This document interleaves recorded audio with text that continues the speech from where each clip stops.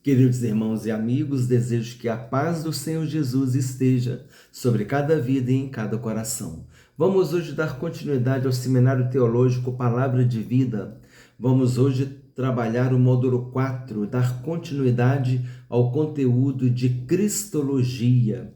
Cristologia é a parte da teologia sistemática que estuda a respeito da pessoa de Jesus Cristo, que estuda a doutrina de Jesus Cristo.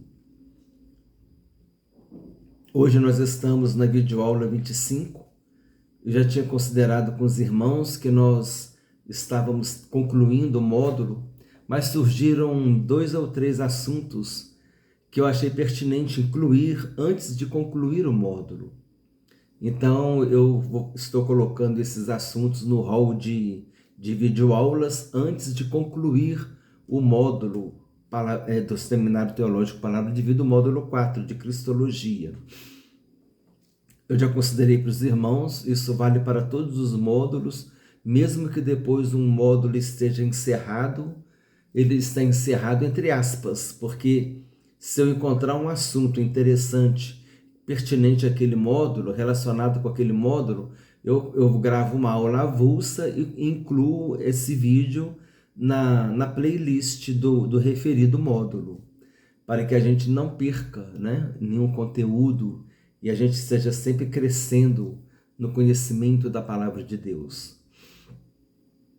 Hoje o assunto da videoaula 25 são os 7 eu sou de Jesus. Na última aula nós dividimos a videoaula 24 em 3 partes, fizemos o estudo sobre o capítulo 53 de Isaías.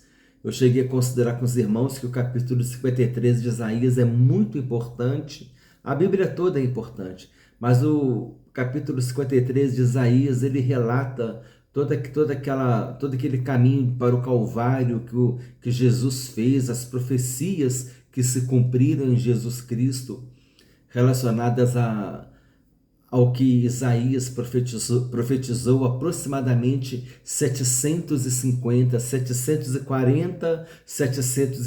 anos antes de Jesus. Isaías profetizou aquelas palavras que se cumpriram em Jesus Cristo e a gente procurou discriminar ali aquele conteúdo, estudamos versículo por versículo e eu creio que trouxe muito conteúdo para nós. Eu considerei com os irmãos que Isaías 53 é um ótimo texto para a gente preparar uma mensagem para o dia da ceia do Senhor, quando fala ali do sacrifício de Jesus na cruz. Mas concentrando aqui na videoaula 25, o 7 eu sou de Jesus.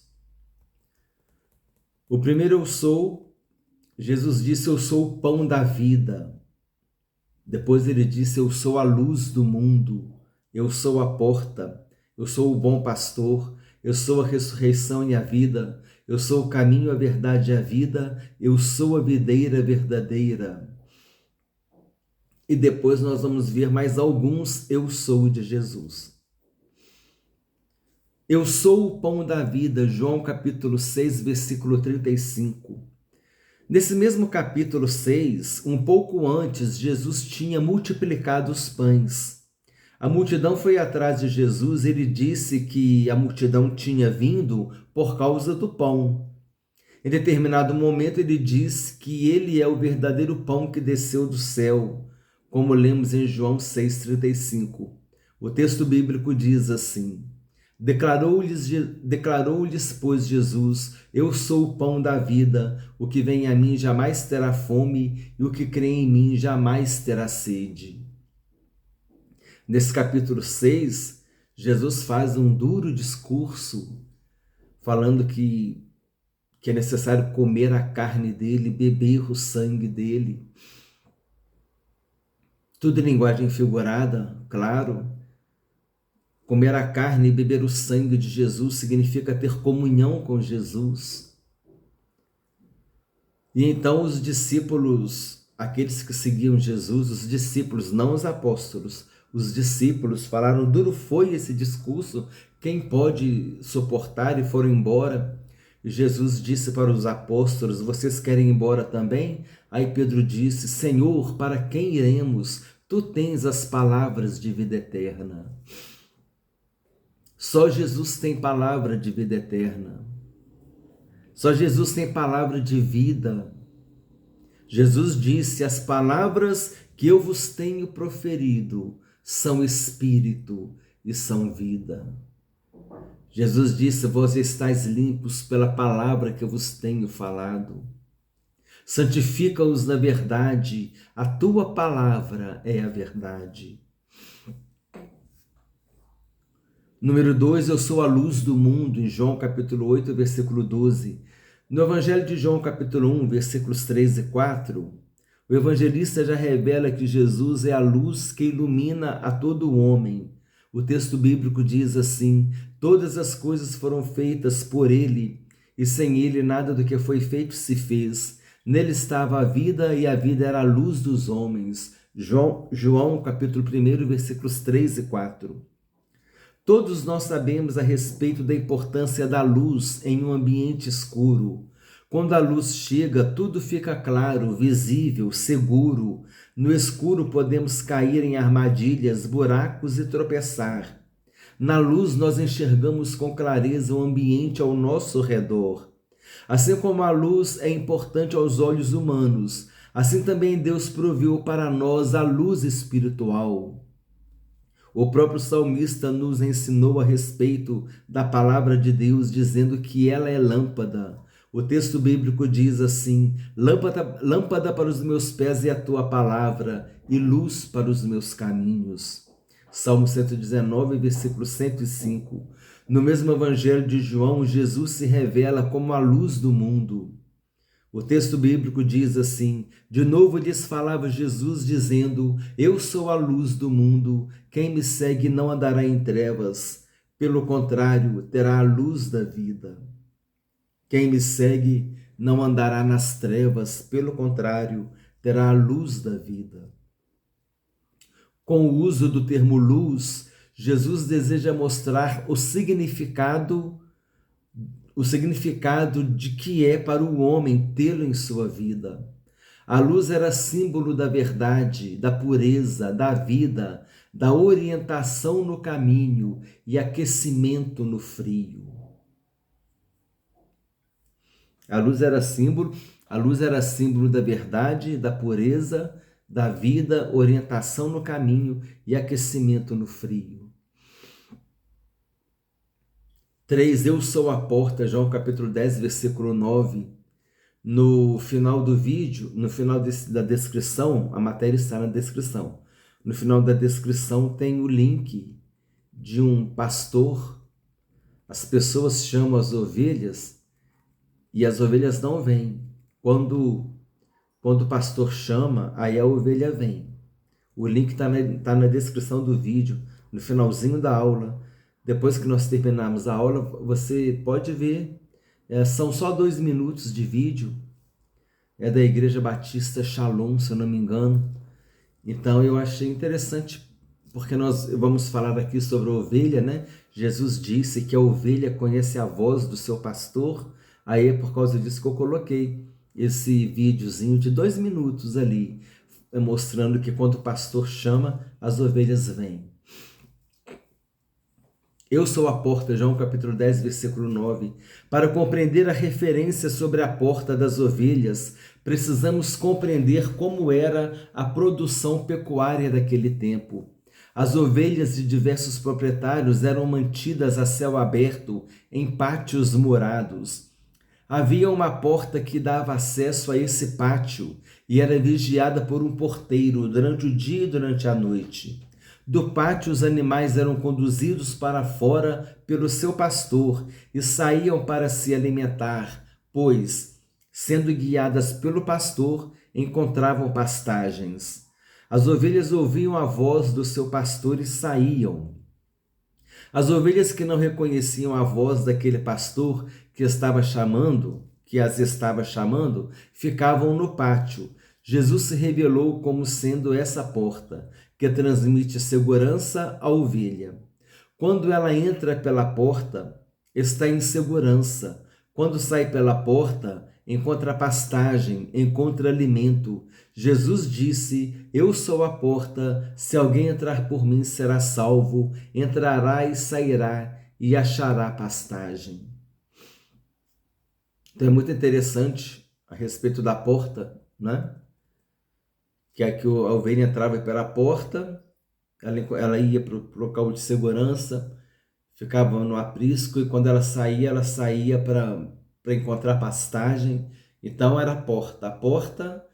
Pela porta ela encontrava alimento, ela encontrava segurança, e o pastor sempre chamando, né, a ovelha, sempre guiando a ovelha.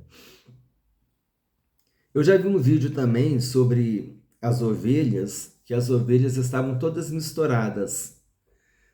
Então, quando o pastor chamava, as ovelhas dele vinham para ele. As outras que não eram ovelha dele ficavam lá. Aí o outro pastor chamava, as ovelhas dele ia para ele. E as outras não iam. Aí o outro chamava e as ovelhas dele iam para ele. Aí separava as ovelhas. Cada ovelha ia em direção à voz do seu pastor. Então ninguém ficava com problema de misturar a ovelha, né? É só chamar a ovelha que a ovelha vinha. Aí você ia saber se era sua ovelha ou não. Porque a ovelha, ela segue a voz do pastor. Versículo 4, Jesus disse: Eu sou o bom pastor. João capítulo 10, versículo 11. Eu sou o bom pastor dá a vida pelas ovelhas. As ovelhas são animais dóceis, não podem cuidar de si mesmas. Elas não enxergam longe, são desajeitadas e se assustam facilmente. Elas não têm mecanismo de defesa. Ela é indefesa, ela não tem mecanismo de defesa, né? Ela não tem garras, não tem dentes, não tem garras, por exemplo. Ela é indefesa, míope e incapaz de cuidar de si mesma. Ela se cansa facilmente, não tem mecanismos de defesa, como garras e dentes. O único recurso que elas têm é correr, se não tiverem um pastor por perto para protegê-las. Ela necessita do cuidado do pastor. Assim como o pastor dá a vida por suas ovelhas para protegê-las, assim Jesus deu a sua vida por nós na cruz do Calvário. Então aqui eu errei um pouco aqui a leitura, tropecei na leitura aqui, né? Então, mas nós vimos então como são as ovelhas, são dóceis, elas não podem cuidar de si mesmas, não enxergam bem, são indefesas, são desajeitadas, se assustam facilmente, não possuem garras, não possuem dentes para se defender. A defesa delas é a presença do pastor. Lá no Salmo 23 diz: O Senhor é o meu pastor, nada me faltará. Ele me faz descansar em pastos verdejantes, né? É a que a ovelha gosta, e me conduz para junto de águas tranquilas. As ovelhas não gostam de águas barulhentas, elas gostam de águas tranquilas. Então é interessante isso também. O Salmo 23 falando um pouco do cuidado do pastor para com as ovelhas, uma mensagem falando sobre o pastor e as ovelhas, pode fazer uma relação também dessa passagem aqui com a passagem do Salmo 23. Fazer uma ligação, né? Fica interessante. Então ali fala que o Senhor conduz as ovelhas, né? Que o bom pastor conduz as ovelhas para águas de descanso, para águas tranquilas, águas que não são barulhentas, que não são agitadas, porque a ovelha se assusta facilmente. 5. Eu sou a ressurreição e a vida, João capítulo 11, versículo 25. O capítulo 11 do Evangelho de João narra a ressurreição de Lázaro.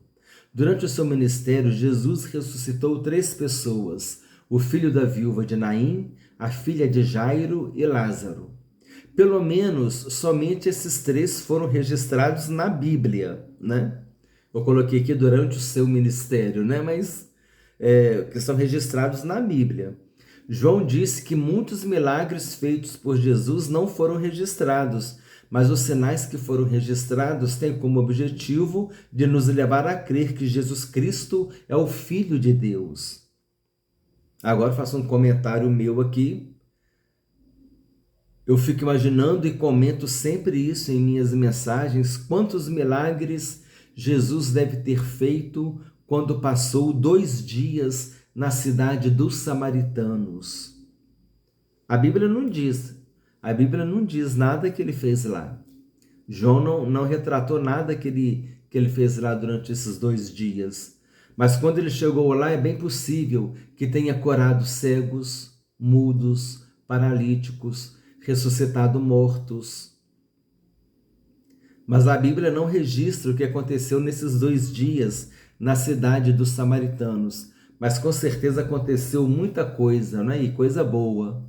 Fora que Jesus ensinou arrependimento e conversão. Então os samaritanos foram muito abençoados, eu creio, com certeza, naqueles 2 dias que Jesus ficou ali, né? E o contraponto disso, os gerazenos, depois que o endemoniado gadareno foi curado, os gerazenos, o que eles fizeram? Os gadarenos fizeram o quê? Eles pediram para Jesus ir embora. Se eles também tivessem pedido para Jesus ficar, eu creio que Jesus ficaria. Talvez aquelas pessoas que mandaram Jesus embora, talvez elas tivessem um cego dentro de casa. Talvez aquelas pessoas que mandaram Jesus embora, os gadarenos, talvez tivesse um paralítico dentro de casa, um enfermo. Talvez tivesse um velório lá. Talvez Jesus chegasse no horário de um velório e ressuscitaria aquela pessoa, traria felicidade para aquela família. Mas os gadarenos não aproveitaram o tempo da sua visitação. Os samaritanos aproveitaram o tempo da sua visitação.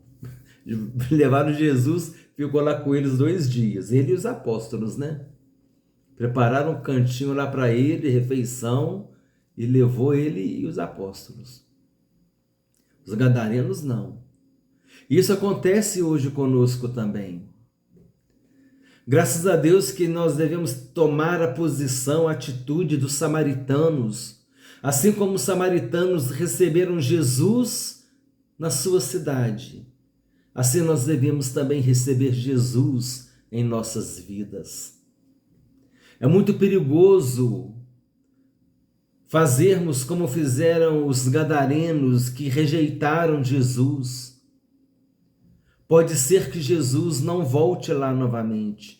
Podia ser que Jesus não voltasse lá novamente. Pode ser, às vezes, que a gente não tenha uma segunda oportunidade para aceitar Jesus como Senhor e Salvador. Eu vou contar aqui algo que aconteceu comigo no domingo passado. Hoje é dia 26 de julho de 2023, no domingo passado. Acho que foi dia 24, não é? 24 ou 23. Domingo, segundo, 24, 23, 24, acho que foi dia 23. Dia 23, aconteceu o seguinte, eu fui entregar um folheto para um jovem, o jovem virou e falou assim, da próxima vez. Ele foi simpático, ele foi agradável, mas ele falou assim, da próxima vez. Aí eu falei com ele, se é que vai ter a próxima vez, porque a gente não sabe. Porque talvez eu nunca mais encontre ele, talvez porque eu não vá mais lá onde eu fui, talvez porque ele não vá mais. Quem disse que vai ter a próxima vez? Hoje é o dia sobremodo oportuno. Hoje é o dia da salvação.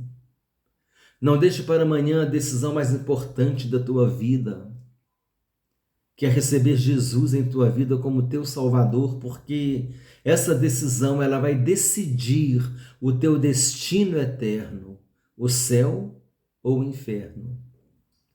E nós não sabemos, o amanhã não nos pertence. Paulo disse, hoje é o dia sobremodo oportuno, hoje é o dia da salvação. Se você ainda não aceitou Jesus em tua vida, como teu único Senhor e suficiente Salvador, faça isso agora. Fala, Senhor Jesus, eu te aceito como meu Senhor, como meu Salvador, perdoa os meus pecados, entra na minha vida e seja o meu pastor. Eu quero ser a tua ovelha e tu és o meu bom pastor. Entrega a tua vida a Jesus.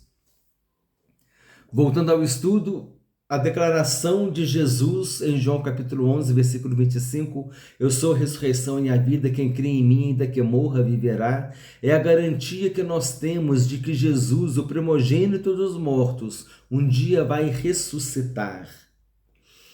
Explicação da expressão primogênito dos mortos. A expressão primogênito dos mortos não significa que Jesus foi o primeiro homem a ser ressuscitado.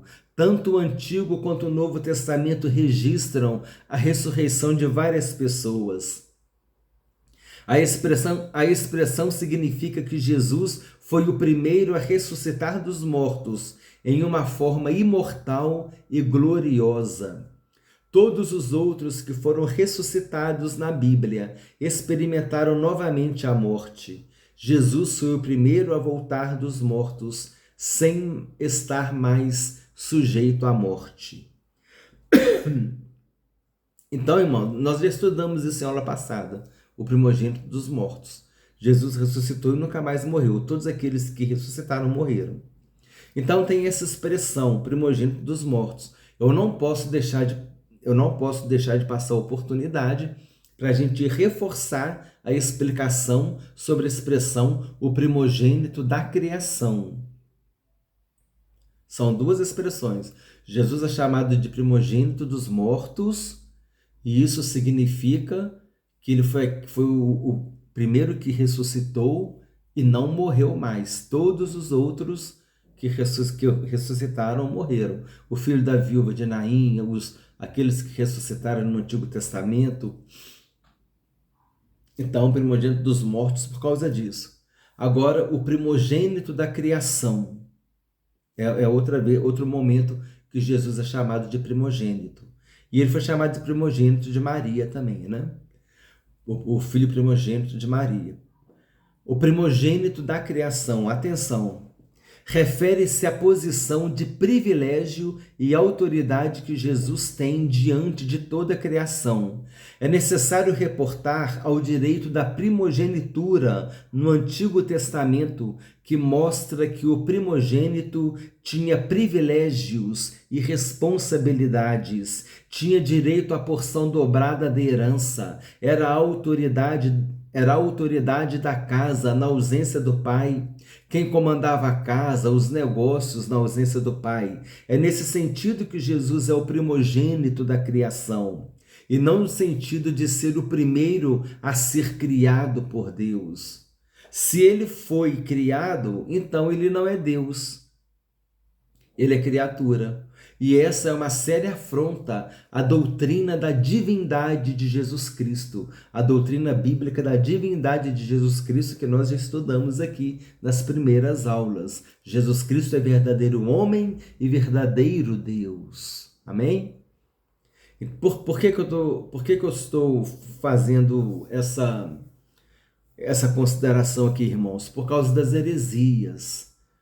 Isso aqui é apologética bíblica. Estamos em toda aula que a gente...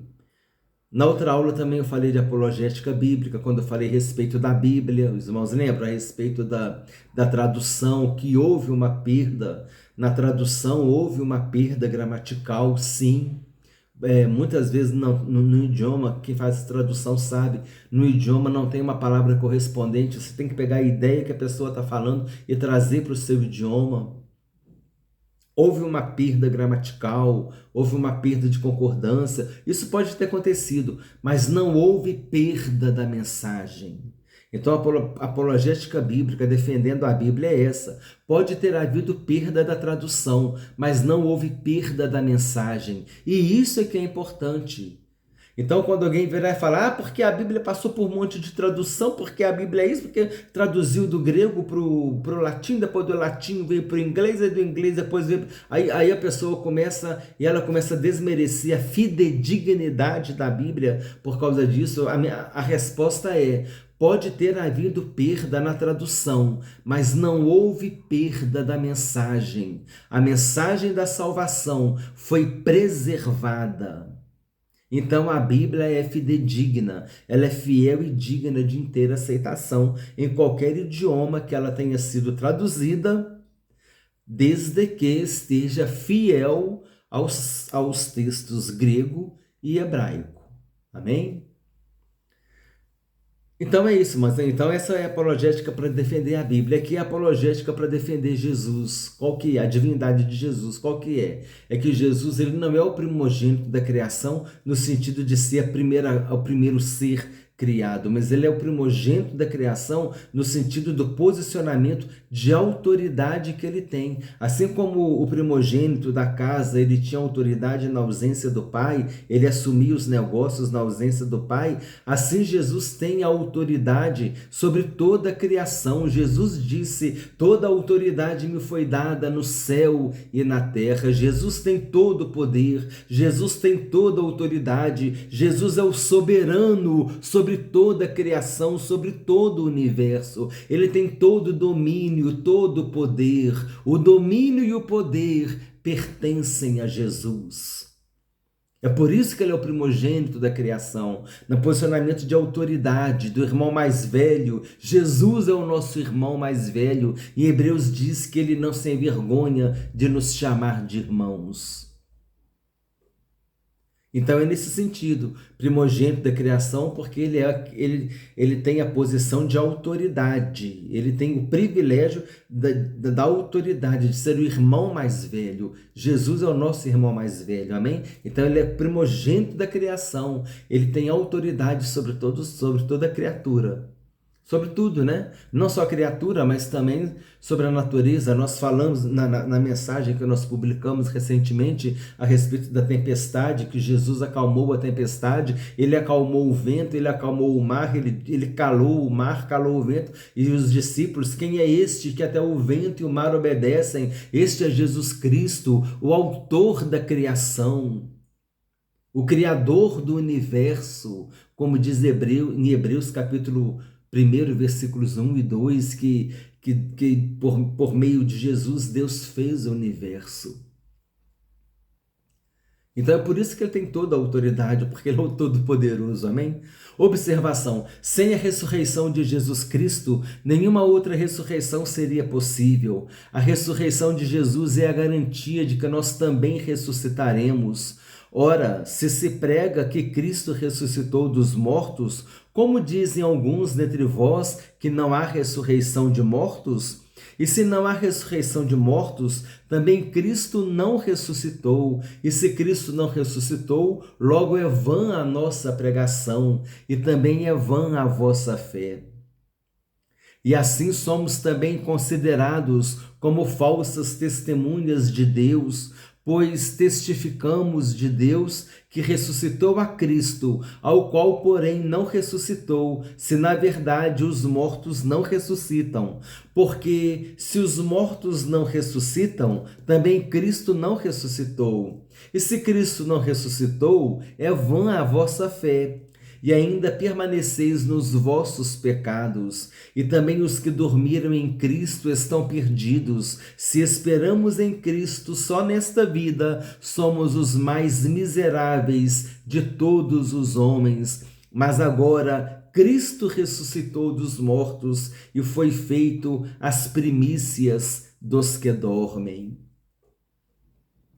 Mais uma doutrina bíblica. Aqui Paulo está fazendo uma apologética, né? Uma defesa da doutrina bíblica da ressurreição dos mortos. Porque estava havendo questionamento se havia ressurreição. Então aqui Paulo está fazendo uma apologética, né?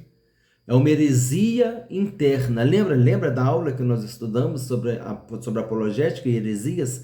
É uma apologética interna. Por quê? Porque foi uma heresia que nasceu dentro da igreja. Não é uma heresia falsa que veio de fora. Não é uma apologética externa. É uma apologética interna. Quando alguém diz que Jesus Cristo é o primogênito da criação, então ele foi o primeiro a ser criado, então ele não é Deus, isso é uma apologética externa, porque está vindo de fora. Então a gente usa a Bíblia, apologética bíblica externa e defensiva, porque nós estamos defendendo a palavra de Deus. Aqui Paulo também estava defendendo. E tem aquela apologética ofensiva. Qual que é? É quando a gente está defendendo e ao mesmo tempo a gente não está ofendendo a pessoa não, tá, irmão? A gente está defendendo a fé e a gente está ofendendo a pessoa no sentido assim, nós estamos sendo ofensivos, nós estamos elevando a mensagem da salvação. Igual Paulo diante de Festo,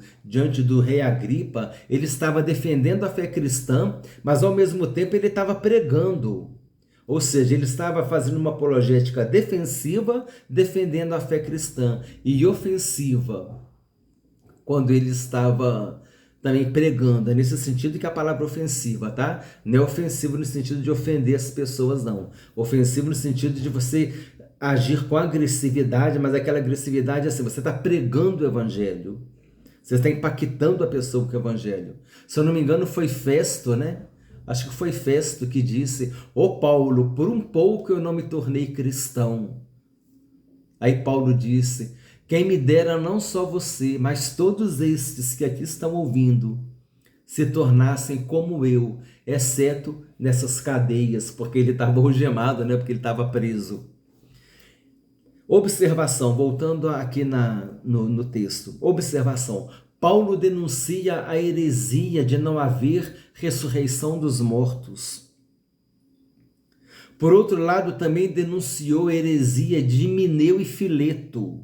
O texto bíblico diz assim: mas evita os falatórios profanos, porque produzirão maior impiedade, e a palavra desses roerá como gangrena, entre os quais são Himeneu e Fileto, os quais se desviaram da verdade, dizendo que a ressurreição já era feita, que a ressurreição já aconteceu, e perverteram a fé de alguns. Então aqui Paulo, 2 Timóteo capítulo 2, versículos 16 a 18, está na descrição do vídeo, amém, irmãos? Então, aqui Paulo ele está defendendo a fé, a doutrina da ressurreição. Por quê?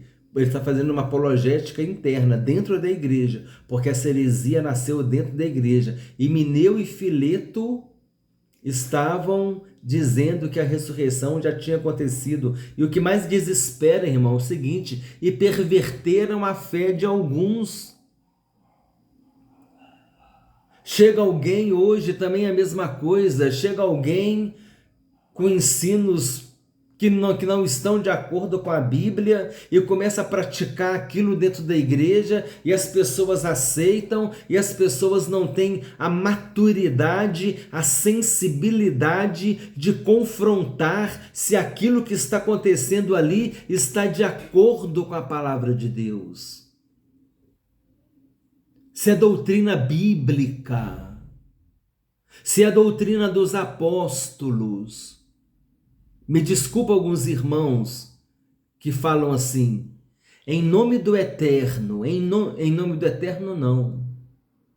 Tudo aquilo que fizerdes, seja palavra, seja em ação, fazei-o em nome de Jesus Cristo, para a glória de Deus Pai. Esta é a doutrina dos apóstolos. A igreja tem que viver de acordo com a doutrina dos apóstolos.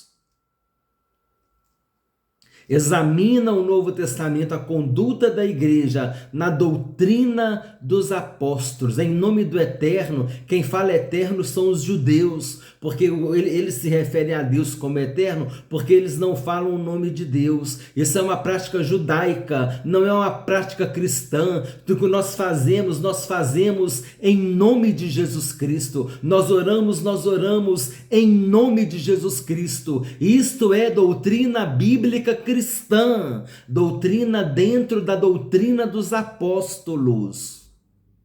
Os irmãos estão entendendo? Que as coisas começam a brotar e a pessoa vai bebendo, vai engolindo e não se preocupe em confrontar com a doutrina bíblica. A aula está ficando maior do que eu pensei.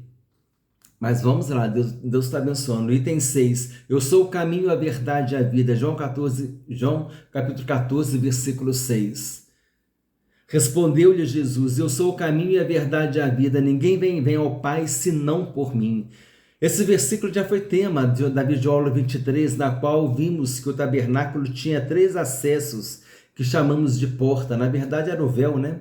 Mas a gente chamou de porta. A primeira porta, da rua para o pátio, dava acesso ao átrio, onde o povo ficava. A segunda porta dava acesso ao santo lugar, somente os sacerdotes tinham acesso. E a terceira porta dava acesso ao santo dos santos, somente o sumo sacerdote tinha acesso. Então o átrio onde o povo ficava, todo mundo tinha acesso. O santo dos santos, somente o sacerdote tinha acesso. E o santo lugar, né? Vamos com mais calma aqui, irmãos, porque preocupação com o tempo, aí começa a atropelar, não pode. Primeira porta, da rua para o pátio, dava acesso ao átrio, onde o povo ficava. A segunda porta dava acesso ao santo lugar, somente os sacerdotes tinham acesso. E a terceira porta dava acesso ao Santo dos Santos. Somente o sumo sacerdote tinha acesso. Os judeus costumavam chamar essas portas de caminho, verdade e vida. Quando Jesus disse, eu sou o caminho, a verdade e a vida, ele fez referência a essas portas do tabernáculo, deixando bem claro que ele seria o único acesso que o homem teria até Deus, né? A Deus. Quando Jesus entregou o Espírito na cruz, o véu do santuário se rasgou de alto a baixo e, por meio do seu sangue, passamos a ter acesso ao Santo dos Santos, entrar na sala do trono, não é, irmãos? Pelo novo e vivo caminho. A gente lê isso lá em Hebreus. Fazendo outra análise do versículo, Jesus se declara como o caminho que nos leva a Deus. Jesus não é atalho. Não existe atalho que nos leve a Deus. Precisamos percorrer a nossa carreira cristã, o nosso chamado, dia a dia, tomando a nossa cruz, negando-nos a nós mesmos e seguindo Jesus, o caminho que nos leva a Deus. Jesus se declarou como a verdade, ele não fez injustiça e nem dolo esteve em sua boca. Jesus também fez referência à palavra de Deus como sendo a verdade que nos limpa e nos enviou o Espírito Santo, que é o Espírito da verdade. Jesus, a verdade, nos enviou o seu Espírito, o Espírito da verdade, o Espírito de Jesus. Jesus se declara como a vida. Somente ele pode nos dar vida e vida em abundância e vida eterna. Ele disse, eu vim para que todos tenham vida e a tenham em abundância. Somente teremos vida em abundância quando estivermos ao lado do Senhor Jesus. Conforme eu já disse nessa aula mesmo, quando Jesus também disse a respeito da palavra, a palavra que eu vos tenho proferido são espírito e vida. Eu sou a videira verdadeira, João capítulo 15, versículo 1, João capítulo 15, versículo 1. Nesse versículo, Jesus demonstra a dependência de que nós temos dele, a dependência que nós temos dele.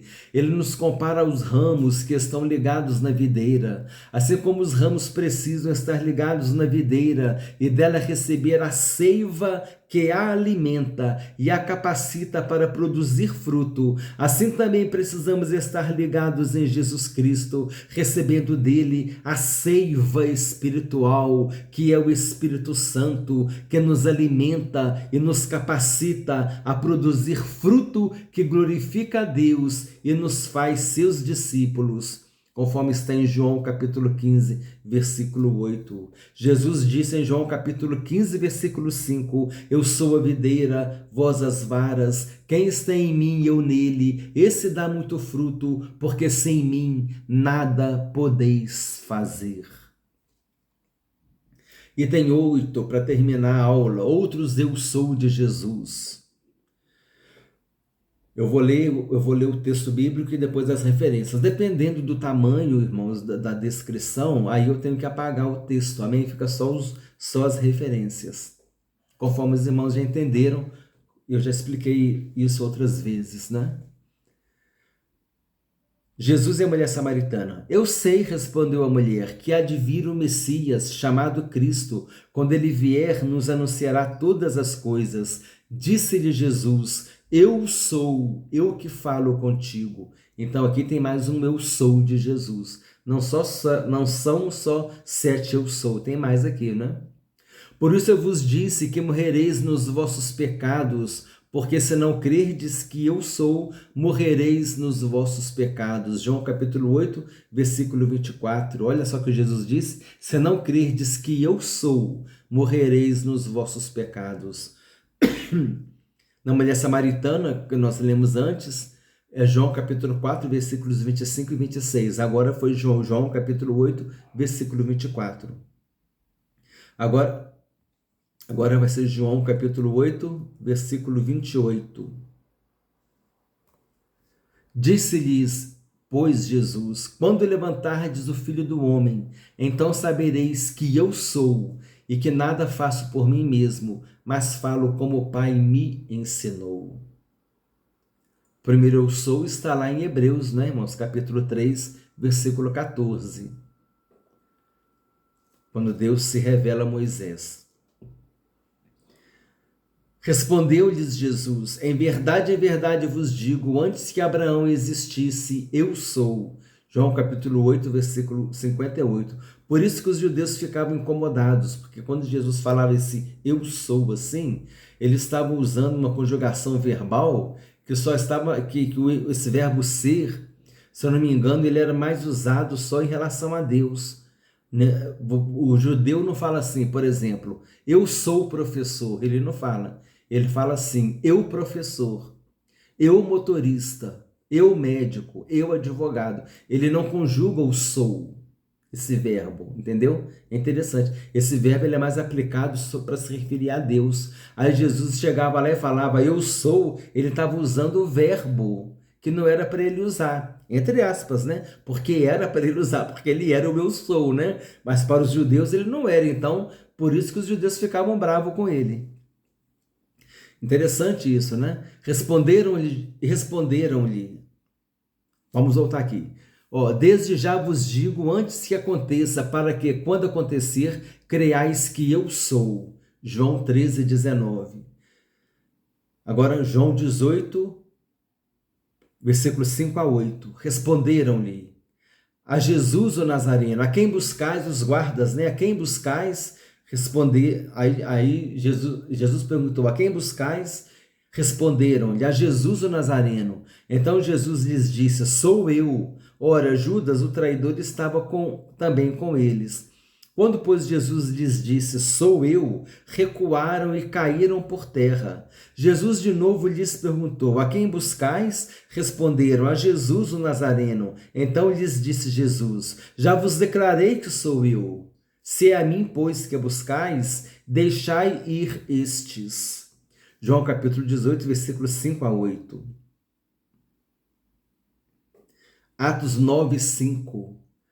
Paulo perguntou, né? Quem és tu? Paulo perguntou, o apóstolo Paulo, Atos capítulo 9, versículo 5, é quando Jesus aparece a Paulo na estrada de Damasco, né? Paulo estava indo para a cidade de Damasco para perseguir a igreja. Jesus apareceu para Paulo. Atos capítulo 9.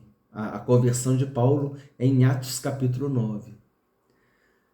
Às vezes é interessante a gente decorar uns eventos relacionados aos capítulos, irmãos. Isso eu acho que não sei se eu comentei isso. Igual, por exemplo, chamamento de Abraão. Chamamento de Abraão.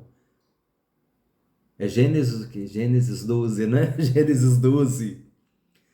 A Torre de Babel, Gênesis 11. Jesus e Nicodemos, João capítulo 3. A parábola de semeador, Mateus capítulo 13. Às vezes é interessante a gente gravar algumas passagens dessas, sim, porque isso às vezes facilita em algum momento. Então, ele perguntou: quem és tu, Senhor? E a resposta foi: eu sou Jesus, a quem tu persegues. Apocalipse capítulo 1, versículo 8. Eu sou o alfa e o ômega, diz o Senhor Deus, aquele que era e que há de vir, o Todo-Poderoso. Então Jesus poderia falar que ele é o eu sou. Os judeus não tinham razão para questionar, né? Porque o verbo ser, os judeus não conjugavam, né? Só para reforçar a informação, o verbo ser, os judeus não conjugavam. Então, eu sou motorista, assim que a gente fala. Eu sou motorista, eu sou advogado. O judeu fala eu advogado, eu motorista. Ele não fala o sou, entendeu?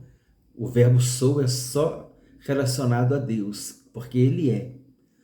E Jesus usando o eu sou, os judeus ficavam alterados, né? Só estou repetindo para reforçar a informação.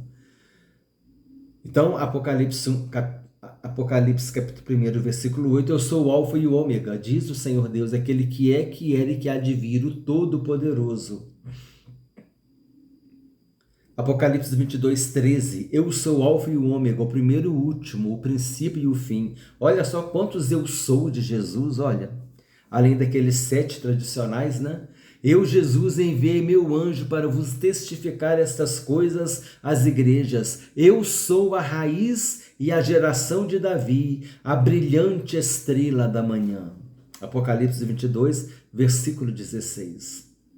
Resumo da aula: o 7 eu sou de Jesus. Eu sou o pão da vida, eu sou a luz do mundo, eu sou a porta, eu sou o bom pastor, eu sou a ressurreição e a vida, eu sou o caminho, a verdade e a vida, eu sou a videira verdadeira. E alguns outros eu sou, né? Acabamos de ver agora.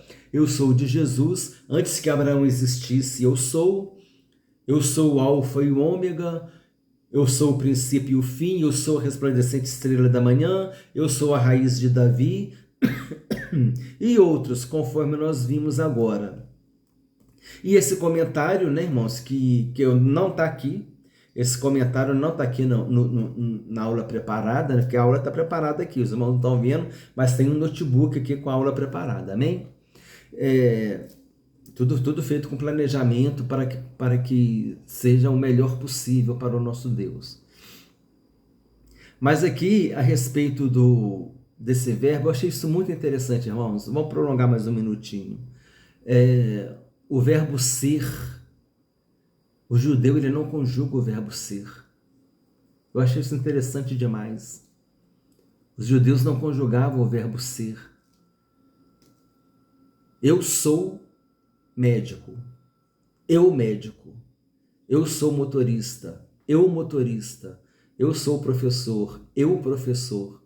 Porque o verbo ser é só é conjugado em relação a Deus. Se o judeu conjuga o verbo ser, é relacionado a Deus.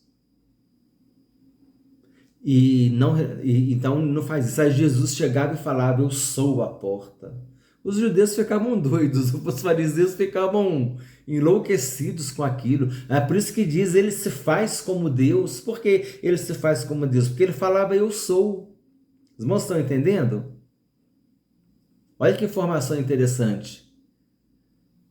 Os judeus ficavam perseguindo Jesus, ele está se fazendo como Deus. Por quê? Porque ele falava, eu sou. E ele não poderia falar, eu sou.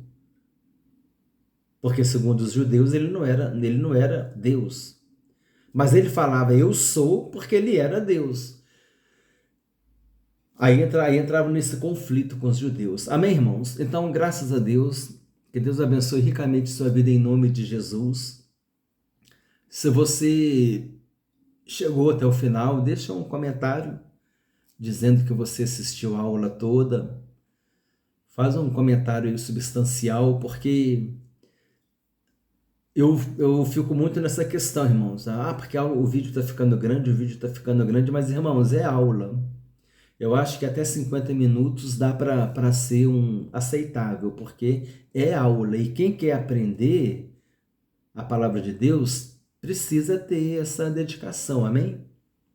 E com certeza, irmãos, comenta aí direitinho que você assistiu. Teremos maior prazer em retribuir o irmão lá, como nós fazemos, amém?